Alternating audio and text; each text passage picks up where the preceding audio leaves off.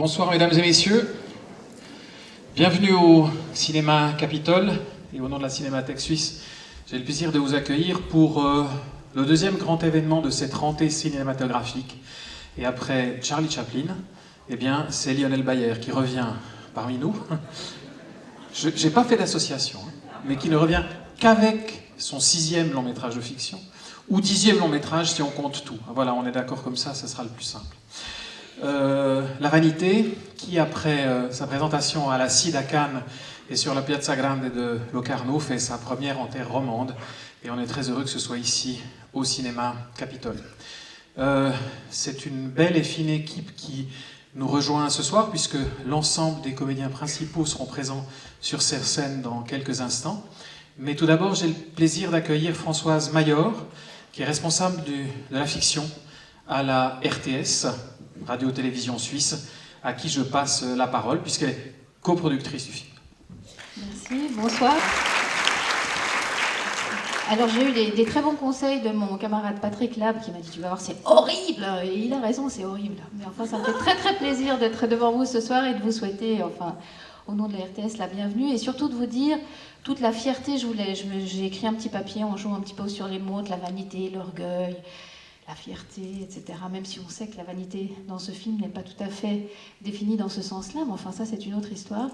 Donc bref, tout ça pour vous dire la fierté qu'on a de soutenir le travail de Lionel Bayer, comme tu l'as dit tout à l'heure, tous ses films. C'est une très longue filmographie d'un très jeune cinéaste. Et nous avons été à ses côtés et on était très heureux de pouvoir soutenir ses films depuis le début des années 2000, j'imagine, quelque chose du genre. Voilà. Et puis juste un petit mot encore, parce qu'après, voilà, je place à l'équipe. Un tout petit mot pour vous dire la particularité de ce film. Effectivement, c'est aussi un film qui a été, donc, que nous avons coproduit. Mais en plus de l'apport financier de la RTS, il y a aussi eu des apports en industrie. Et c'est vrai que cette mixité du travail, cette collaboration entre le service public et les indépendants est une réalité à laquelle nous sommes très très attachés et dont nous sommes aussi très fiers. Donc voilà. Mais je pense qu'on va appeler Lionel. Je disparais. T'en penses ? Non, c'est vrai, je peux continuer alors. Non, mais tu peux rester ici. On va inviter la suite. Ils vont pas tous prendre la parole. J'ai le plaisir d'accueillir le co-scénariste du film, Julien Buisseau. Si tu dois être par là, voilà, tu vas nous rejoindre. On peut l'applaudir.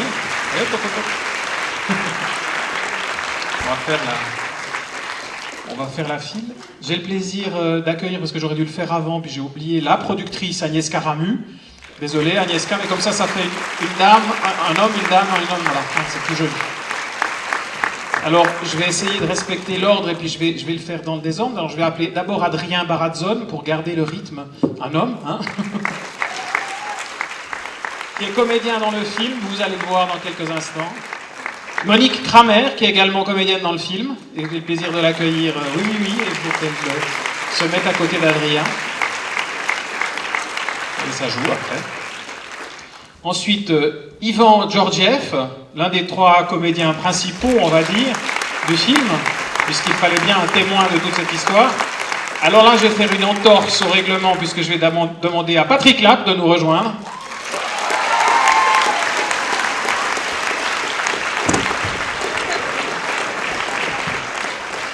Je suis désolé, mais pourtant c'est la 2e fois, tu devrais connaître quand même la démarche. On fera bientôt la restauration. Et l'actrice, évidemment, que vous attendez tous aussi, Carmen Maura. Bienvenue.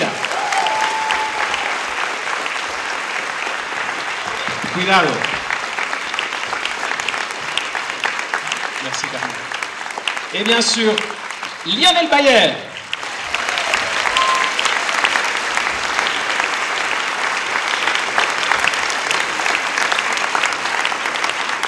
Il va faire la suite. Ah oui, évidemment. Non, vous imaginez évidemment toujours quelle émotion c'est d'être ici dans cette salle magnifique qui est elle-même une salle du patrimoine. Et donc, c'est formidable de pouvoir venir à la Cinémathèque avec des films qui n'y sont pas encore stockés. C'est l'avantage d'une cinémathèque moderne. Donc, merci beaucoup pour cette opportunité. Et on va donner aussi la parole un tout petit peu aux deux comédiens principaux, mais je vais dire peut-être juste quelque chose avant. Je vais faire la chose habituelle qui est de remercier les partenaires du film. Et en fait, c'est quelqu'un qui devrait le faire normalement, qui est Agnieszka Ramu, puisque c'est la productrice du film pour Bande à part. Mais comme elle est très timide et que c'est quelqu'un qui travaille dans l'ombre, elle ne le fera pas. Mais je vais horriblement la faire rougir ce soir, parce que c'est l'occasion de lui dire... Ça fait 10 ans qu'on travaille ensemble, ça fait 10 ans que je travaille avec cette Polonaise, à côté de qui le général Jaroulewski est un enfant de cœur, c'est une femme à la main de fer, tous les techniciens qui travaillent avec elle pourront vous le dire, mais en attendant, elle a une fidélité, un regard et une tendresse pour mon cinéma qui m'a permis de faire les 10 films dont tu as parlé en si peu de temps. Ça s'appelle du compagnonnage, elle m'offre le plus grand luxe qui est la fidélité. Donc merci Agnieszka pour cette fidélité, je voulais le dire devant tout le monde.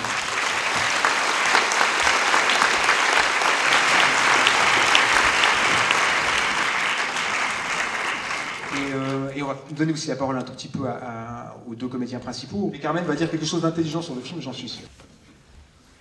Bueno, pour moi, venir à Lausanne faire ce film, ça a été un cadeau. J'habitais dans un petit appartement en face du lac avec ma petite chienne.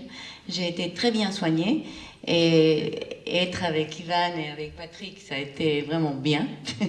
Ils sont deux hommes très, très sexy tous les deux, chacun dans son style. Et vous êtes très différents, c'est vrai, mais chacun avec son charme. Et après, ça a été aussi un plaisir de travailler avec Lionel. Il est un metteur en scène vraiment très, très bien, très intelligent. Mais pas charmant. Très charmant. Merci. Jamais il était fâché, il nous a traités avec beaucoup d'amour, ça a été vraiment un cadeau. Et voir cette salle avec tellement de public, c'est un autre cadeau. Allez, Patrick, dis quelque chose que les gens t'aiment. Allô? Non, tu ne me déranges pas du tout.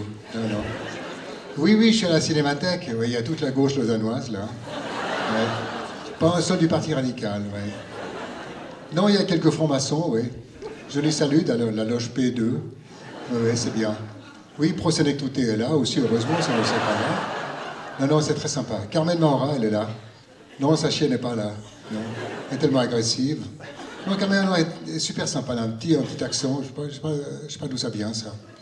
Lionel Bayer, ouais, il est là. Toujours un peu voûté, comme ça. Non, c'est sympa, c'est sympa. Quoi? Ah oui, tu voulais que je la replace celle-là. Oui, c'est vrai que maintenant, bon, je vous le dis, non, ils sont pas très nombreux. Pour la plupart, ils ont payé, mais il y a beaucoup d'invitations parce que...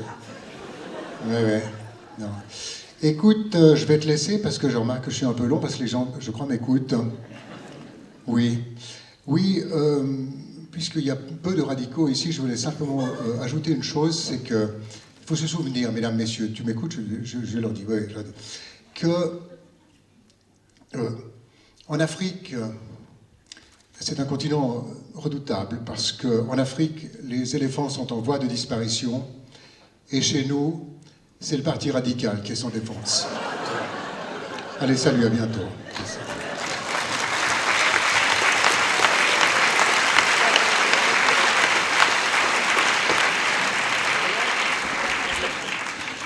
Yvon. Alors, vous me posez la question de savoir comment nous nous sommes rencontrés, Madame Carmen Maura et moi-même.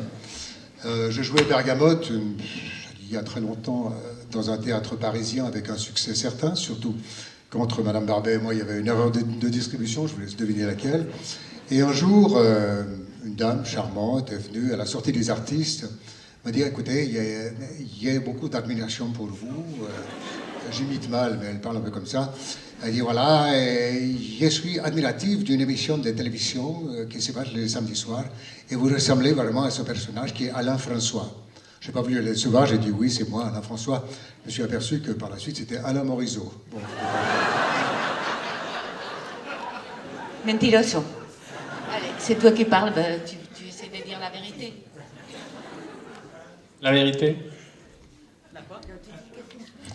Dis quelque chose, Yvon. Je parle pas français.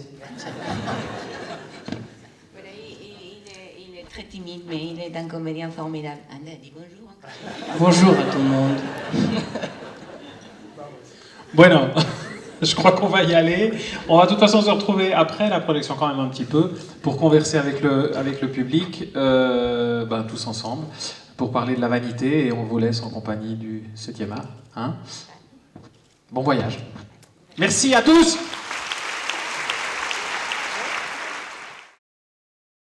Je vais peut-être poser d'abord la question à Carmen pour commencer.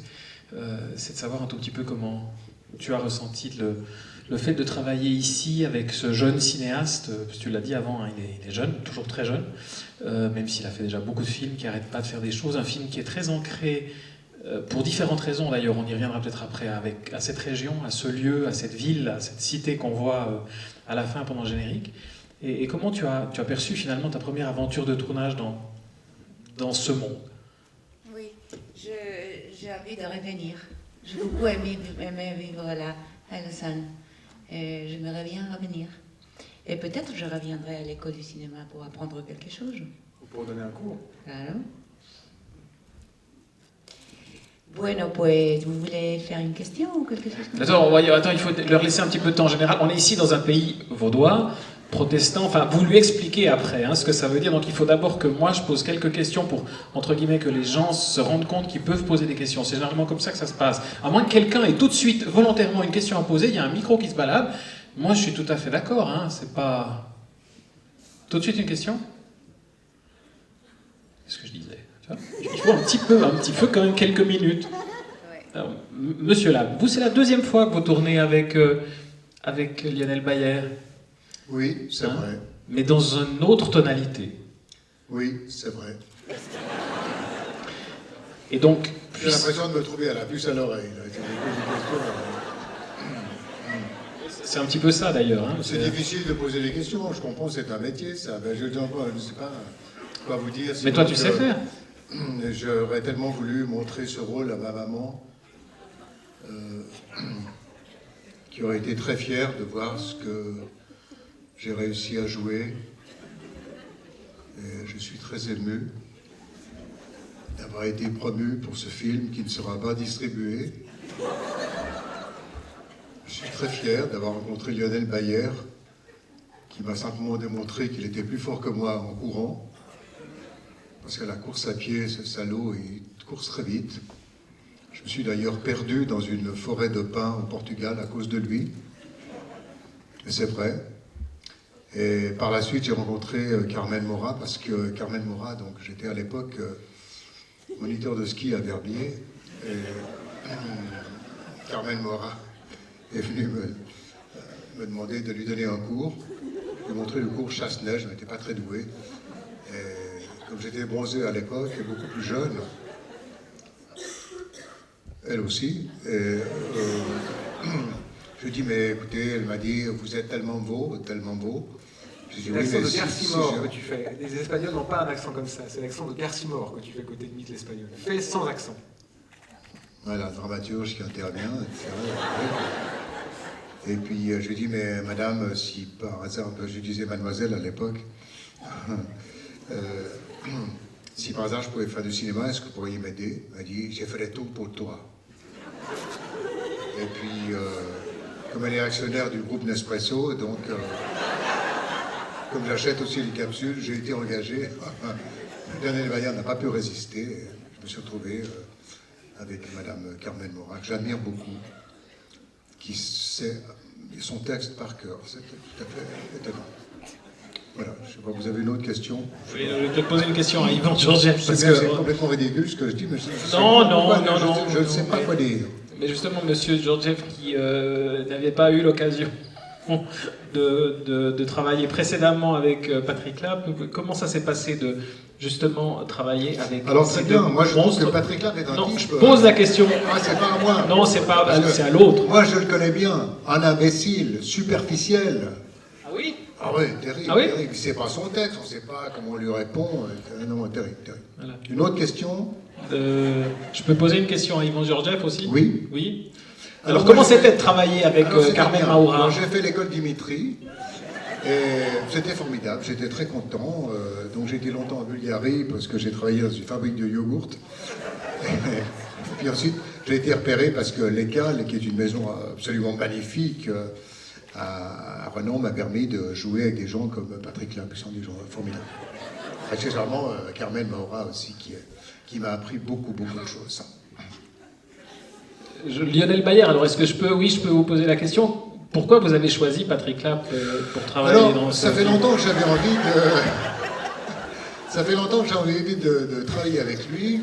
Et puis je me suis dit, comme tous les acteurs de cet âge meurent les uns après les autres, je me suis dit, il faut se dépêcher. Voilà. Donc, comme je vous le disais avant, comme il l'a dit de manière assez maladroite tout à l'heure, parce qu'il improvise, mais c'est un type ridicule, j'avais engagé d'abord Alain Morisseau, avec qui j'ai fait un casting, j'ai apprendre son texte, etc. Il a fait des abdominaux, mais il faisait des abdominaux à l'envers. Et puis finalement, bon, comme Morisseau avait peur du rôle, je me suis dit, quitte à prendre une vieille raclure, autant demander à Patrick Lapp. Il a accepté tout de suite, parce qu'il n'avait pas de boulot, et que c'était un type complètement superficiel. J'ai dit, autant travailler avec lui. Un type sympathique, pas dans l'intérêt soutenu. En plus de ça, lui confier un rôle quand même avec une charge dramatique assez Parler des importante. rondes ondes, hein. Non, je parle de la vanité. Ah, j'ai pas vu. Non, J'ai pas vu. Ah, voilà, J'ai pas vu la vanité, mais j'ai beaucoup aimé. d'accord. J'ai bien Bon, aimé. très bien. Je peux poser une question aux messieurs qui sont juste à côté, Où ça? à votre gauche, Non, pardon. sans que ce soit politiquement incorrect, mais Non, non, c'est bon, d'accord, allez-y. je peux. Allez-y, mon vieux, faites ce que vous pouvez. Donc, Yvan Georgiev, est-ce que vous avez pu en placer une pendant le tournage avec ces deux... Pardon? Si, mais désolé, Non, ça va être... Oui, bon, c'est voilà. Alors, comment cela était de jouer le rôle de l'étranger dans le film? Voilà. De l'incarnation de l'étranger. C'était normal. J'ai... Oui, j'ai aimé faire ça. Et... ouais. Comment c'était de jouer l'étranger? Non, mais parce que lui, il embête tout le temps et il vous critique Ah, mais tout de ça, suite c'est- parce ouais. que, voilà, la langue Je comprends la française- moitié, en fait, ce qu'il dit. Oui. C'est nous aussi. Les gens rient, mais en fait, on comprend pas. Ça fait longtemps qu'on y parle et qu'on ne comprend plus. Mais comme ça, c'était comme ça sur le tournage, c'est-à-dire qu'il y a un acteur qui comprend que la moitié, l'autre qui veut toujours remplacer une. Et alors Carmen, comment tu as pu travailler avec celui qui comprend rien et celui qui veut toujours remplacer une? Non, je me suis habituée. Quand je les ai rencontrés tous les deux à Paris et j'ai vu que Lionel était très content avec son casting, j'ai dit oh, qu'est-ce qu'on est différents tous les trois, hein, avec des styles complètement différents. Moi, je connaissais mon texte, pas tout le monde, tellement bien comme moi, parce que moi je suis très obsédée. Et avec lui, j'aimais beaucoup parce qu'il avait encore plus d'accent que moi. Et ça me détendait beaucoup, parce qu'il a plus d'accent que moi. Pero très beau, un accent très beau. En plus, il parle beaucoup de langues. Pero ça a été agréable. C'est vrai que dans le film, on est très bien dans nos rôles, mais il faut avoir de l'imagination pour nous rassembler tous les trois. C'était pas évident. Mais il était tellement content quand on nous a vus à Paris, les trois ensemble. Hein? Tu te souviens? Il était content. Bueno, et là maintenant, on va laisser parler le metteur en scène. Non, c'est toujours plus intéressant d'entendre des acteurs parler du film. Mais il y a un truc par contre qui est vrai, c'est que Patrick Lapp, évidemment, il fait le malin parce qu'il est sur scène et qu'il sait être sur scène. Mais sur un plateau de cinéma, c'est un monsieur qui écoute beaucoup et qui a beaucoup d'humilité par rapport à son... Pas d'humidité, d'humilité par rapport à son métier, Patrick. On avait dit qu'on ne parlerait pas de ça. Une humilité, mais dingue. Non, mais c'est quelqu'un qui écoute beaucoup en fait, et qui est très... Et Carmen et Ivan, en fait, vous êtes...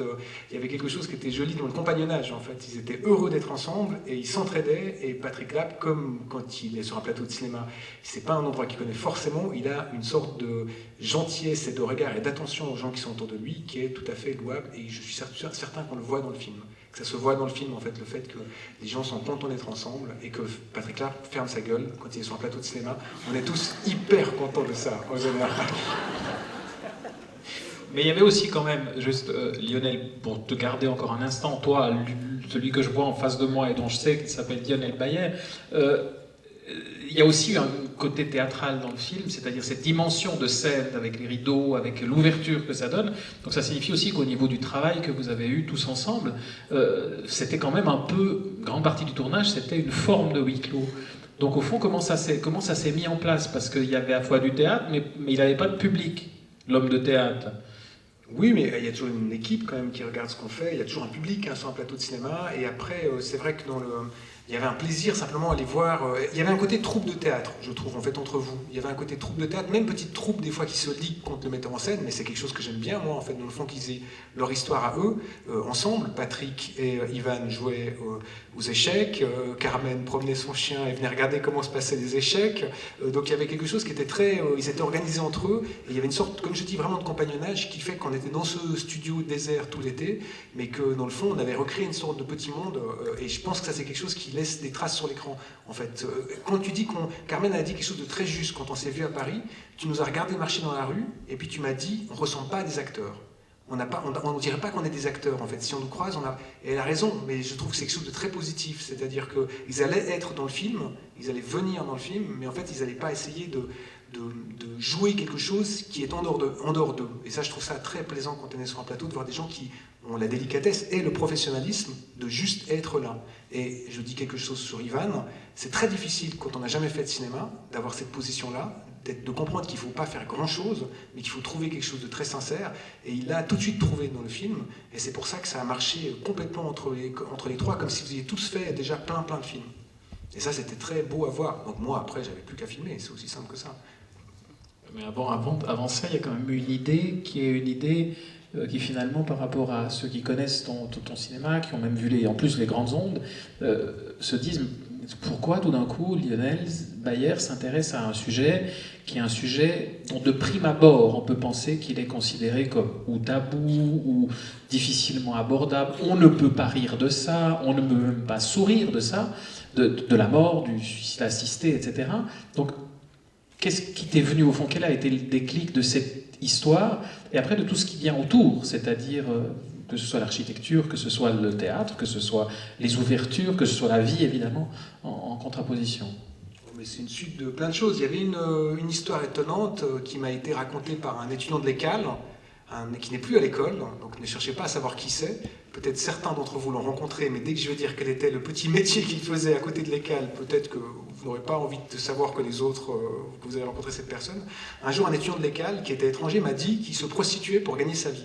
Et pour avoir payé l'écolage, qui est très cher, Carmen, cette belle école dans laquelle tu étais, l'écolage est très cher, les étudiants sont obligés de se prostituer pour pouvoir continuer à travailler. Je plaisante, évidemment. Mais lui, au demeurant, c'était une activité qu'il avait, et il m'a raconté un jour qu'il s'était retrouvé la nuit dans une chambre d'hôtel pour travailler, et qu'à côté de sa chambre, il y avait quelqu'un qui avait recours au suicide assisté. Et que je ne sais pas pour quelle raison, la personne qui devait venir, le témoin n'était pas là, et que le type paniquait, et qu'il avait passé la porte pour dire « Est-ce que vous n'êtes pas d'accord d'être mon témoin ?» La pauvre accompagnatrice de l'association était complètement paniquée en disant « Ça ne se fait pas comme ça, je refuse », comme le fait un peu le personnage de SP dans le film. « Je refuse que ça se passe comme ça, c'est hors de question ».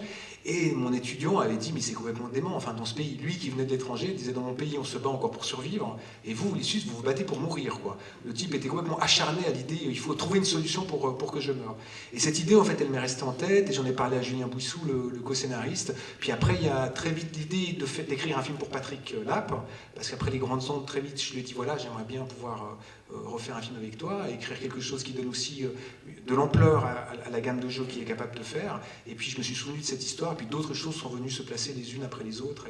Un film, c'est toujours une suite de sédimentation de plein de choses. On ne sait pas pourquoi ça arrive. À un moment donné, il vient et il dit c'est ce film-là qui doit être fait. Et donc voilà, et après le casting s'est organisé de façon très homogène. J'avais vu Ivan dans un film de l'école, d'un étudiant de l'école, pas celui qui se prostituait, un autre étudiant de l'école, et je l'avais trouvé formidable. Et Carmen Maura, voilà, je pense que comme plein de réalisateurs à travers le monde, j'ai envie de tourner avec elle, quoi. Pour entendre cette voix incroyablement sexy, cette voix ultra érotique qui me réveillerait presque la nuit. Moi, quand j'ai vu Pépi, Lucie, Baume et autres filles du quartier, je me suis dit, mon Dieu, quelle horreur, je suis hétérosexuel. J'ai du désir pour Carmen Maura. Et après j'ai vu la Ley del Teseo et je me suis dit, en fait, dans le fond, je crois bien que je suis quand même homosexuel. Et après, j'ai vu Carmen Maura dans Femme au bord de la crise de nerfs et je me suis dit, mais je crois que je désire les actrices et les acteurs. Et j'ai fait du cinéma parce que je désire Carmen Maura. Carmen Maura doit être remboursée par les caisses maladie. Je suis d'accord. C'est très maladroit.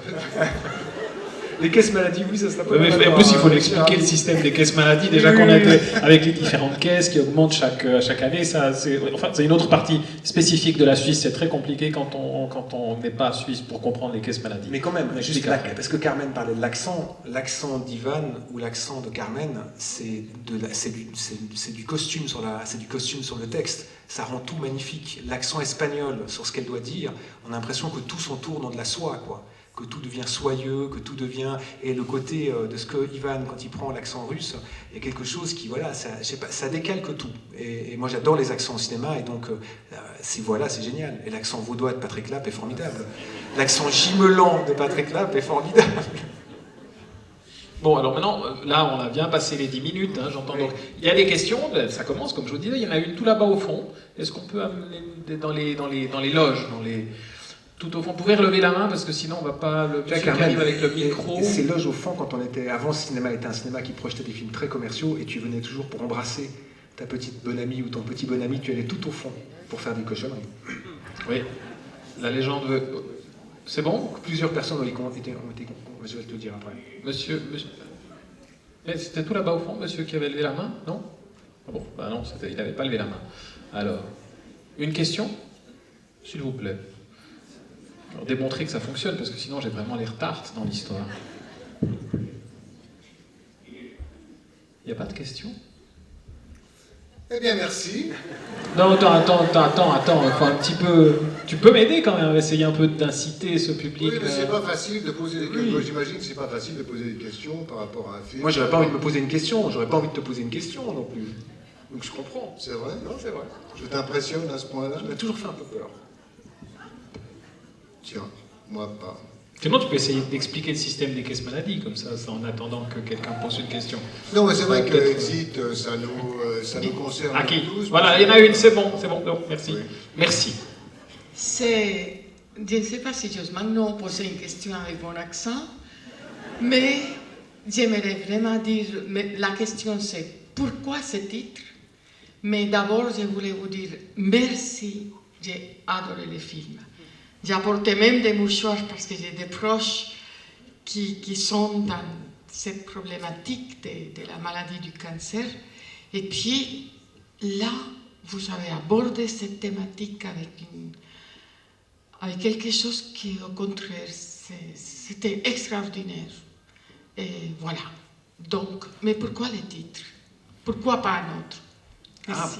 Parce que le titre était très préexistant au scénario. Il y avait l'idée de se dire évidemment que cette vanité en français elle a un double sens, qui est le sens de la peinture également, du genre pictural, d'avoir un crâne dans une peinture qui rappelle, c'est le fameux n'oublie pas que tu vas mourir, Memento Mori. Ce tableau en fait dans le fond des ambassadeurs, il présente des gens qui sont devant toute la richesse du monde, ils ont accumulé derrière eux tout ce qui concerne la géographie, la politique, l'histoire. Et il y a en bas ce crâne qui dit, certes, vous avez eu tout ça, mais il ne faudra pas oublier qu'un jour, tout ça va disparaître et que vous allez disparaître avec. Donc c'était le petit jeu de mots avec la vanité, évidemment, en peinture. Et ça disait aussi quelque chose, dans le fond, sur peut-être la figure d'égoïsme que peut avoir le personnage de David Miller au début, en se disant, dans le fond, j'ai décidé toute ma vie que j'avais des choix et que ces choix étaient opérants et je veux aller jusqu'au bout de ma vie et faire le choix final qui est celui de la mort, même sans me poser des questions des conséquences latérales de ce qui peut arriver, bilatérales de ce qui peut arriver autour de lui. Et quand on a commencé à écrire le scénario avec Julien Buissou, je dis c'est vrai que la génération des gens qui aujourd'hui sont confrontés à cette question du suicide assisté, qui sont souvent des gens qui ont 70, 80 ans, c'est la génération des baby-boomers, des gens qui, après la guerre, ont eu pour la première fois dans l'histoire la possibilité d'avoir des choix là où il n'y en avait pas. Le choix de la pilule, le choix de l'avortement remboursé, le choix de la quotidienneté ou la banalité dans le fond du divorce, la liberté sexuelle, plein de choses qui n'avaient pas été accessibles avant à d'autres générations. Et ça me semblait normal que dans le fond cette question du suicide assisté elle se pose de façon très réelle pour eux à ce moment-là. Alors de là à dire qu'il y a une forme de vanité à vouloir tout contrôler, le film peut aussi être lu comme ça, en se disant est-ce qu'on doit vraiment tout contrôler, mais le film pourrait avoir presque un point d'interrogation, est-ce que c'est une vanité ou pas? Mais le tableau, dans le fond, fait que cette question-là n'est pas la plus importante, mais c'est plutôt l'idée de la peinture qu'on a retenue. Mais merci pour vos mots. Autre question? Tout au fond, madame? Là-bas. Tout là-bas. Voilà. Mathieu, de l'autre côté, merci. Bonsoir, j'aurais une question concernant le choix de la ville de Lausanne pour tourner ce film et également pour quelles raisons vous avez choisi le motel de Verbois? Alors, la ville de Lausanne, mais parce que c'est ma ville. Hein. C'est la ville que j'aime, c'est la ville dans laquelle je suis né, la ville dans laquelle je travaille, et que c'est une ville, pour moi, que je trouve incroyablement cinématographique, quoi, qui est une ville verticale. C'est rare d'avoir en Suisse, en fait, une ville où, dans le fond, vous avez tout le temps du bâti très très haut. Vous pouvez filmer des gens avec du bâti, des bâtiments construits tout le long. Et puis, il y a une particularité quand même par rapport à plein d'autres villes, c'est que c'est une ville qui a grandi très vite au XXe siècle, et que, par exemple, les éléments architecturaux qu'on voit dans le film, comme le motel, c'est des choses qui sont arrivées de façon massive dans les années 60. Parce que vous avez vu, il y a des images d'archives dans le film, où on voit la construction de bâtiments, il y a la poste centrale, il y a la traversée couverte de la place Chaudron. J'étais en Russie pour présenter les Grandes Ondes en 2013, et par hasard, je tombe le soir sur une vidéo qui montre un petit film de la radio-télévision suisse, une émission qui montrait la construction de l'Expo en 1960. Et je vois effectivement un commentaire délirant qui dit « Regardez, c'est génial, on va bétonner la moitié du lac Léman pour construire un parking, il va y avoir une bretelle autoroutière, surtout ne venez plus à Lausanne en train, prenez votre voiture, ça c'est la modernité. » Et puis il y a toute une génération d'architectes, on en a beaucoup reparlé l'année passée avec les 50 ans de l'Expo, autour de Vidi, du théâtre de Vidi, de toute la zone de Vidi en fait, qui ont eu une sorte de carte blanche, qui ont pu construire des choses complètement nouvelles, qui auraient été impossibles dans des villes qui étaient déjà plus figées, comme c'est le cas de Berne, de Bâle, de Genève ou de Zurich, qui sont des grandes villes depuis longtemps. Et donc Lausanne a cette particularité que vous voyez des choses très étranges. Il y a des choses magnifiques, des choses extrêmement laides, mais il y a un intérêt en tout cas dans cette espèce de patchwork. Et l'hôtel de Verbois, moi j'ai vu ces images qu'on voit dans le film, on voit le plongeoir, les gens qui sautent, etc., avec ce commentaire qui dit le loisir au centre de tout, il faut des piscines, il faut des cordes de tennis, etc. Et je me disais, mais c'est fou pour un architecte qui a vécu cette période, comme aujourd'hui, l'architecture, je ne sais pas si elle doit être terne, mais comme elle ne ressemble plus à ça. Comme on est passé à autre chose, c'est normal, on a d'autres préoccupations, le développement durable, la responsabilité écologique de ce qu'on se construit, mais David Miller, en 1963-64, quand il est architecte, il y a encore un amour de l'Amérique, c'est encore un pays qui fait rêver, il y a un intérêt pour la voiture, on veut construire des endroits où les voitures peuvent aller se parquer, et Lausanne est très empreint de ça. Et quand j'ai vu ce motel, je me suis dit, mais waouh, on se dirait, je sais pas, à Hollywood, quoi, avec des parasols, certes, où c'est marqué Rivella et Sinalco, mais sinon, on pourrait tout à fait être aux États-Unis. Et il y avait l'envie que le film raconte ça. Et je crois que le film, il est vraiment possible à Lausanne à cause de ça. Parce que Lausanne est une ville qui s'est transformée il y a 50 ans, mais qui est devenue une ville il y a 50 ans. Avant, c'était pas vraiment une ville. Et qui a d'un seul coup eu une sorte de poussée de modernité. Et puis voilà, comme je le dis, c'est une ville que je l'aime parce que je la regarde. Et donc, c'est une ville que je regarde beaucoup et que j'ai envie de filmer. Voilà. Et puis en plus, la ville de Lausanne nous offre le vin à la sortie, donc c'est un double intérêt quand même. On va boire un coup et c'est la ville de Lausanne qui paye, donc il n'y a aucune raison que je ne pas filmer à Lausanne quand même. Encore une question? Après avoir dit qu'il y a la ville de Lausanne qui offre un verre, ça va être dur, hein, j'entends. Bien, on y va? Bon. Alors, je vous propose qu'avant d'aller boire un verre, on fasse encore un grand applaudissement à Lionel, à Yvan, à Carmen et à Patrick.